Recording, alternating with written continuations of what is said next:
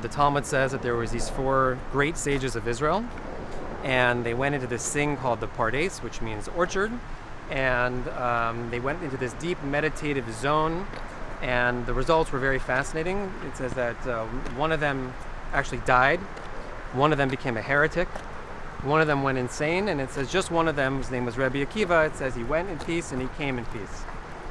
The word Pardes in Hebrew means orchard, but it's an acronym for the 4 primary ways that we understand the Torah on. And if we don't understand on all 4 of those levels, we've missed a huge chunk of the picture, right? So what we learned when we had our bar mitzvahs was the simplest of all of them, and most of us unfortunately stopped there. Right. But there's 3 other levels above that, right? So the first one is called pshat, which means simple. The second one beyond that is called remez, which means hint. What does that mean, hint? It's when one aspect of the text or a word hints at another concept. So it's giving, this part of the text is giving a hint towards another one and telling you that there's a linkage between those 2. I see. And then you take those 2 meanings or those 2 sentences to a higher level. Right.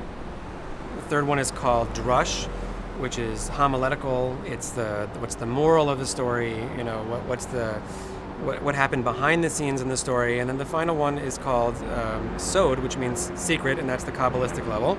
And that's the one that we're all here to explore. But those all taken in conjunction are Pardes. And so when it says that these 4 men walked into the orchard, to the Pardes, it doesn't just mean that they went for a stroll, apple picking, right, but rather they were delving into the deepest mysteries of reality. What we're talking about is not just leaving a physical place, we're talking about leaving a conceptual place, where we want to go from narrow consciousness into expanded consciousness, right? So too, the 4 men who entered that orchard were attempting to expand their consciousness in a major way. And so are we, right? That is the purpose of the practice of Torah. Torah, by the way, which means instructions, right? This is the instructions, the manual for achieving this state of consciousness. So for sure, every one of us is obligated to go in our own Pardes, our own orchard journey, and to delve into these mysteries. And sometimes we do it consciously, and sometimes things happen to us that force it. Midlife crisis, something, some uncomfortable thing happens in life that forces people to start evaluating, what's it all about? Why do I get up in the morning?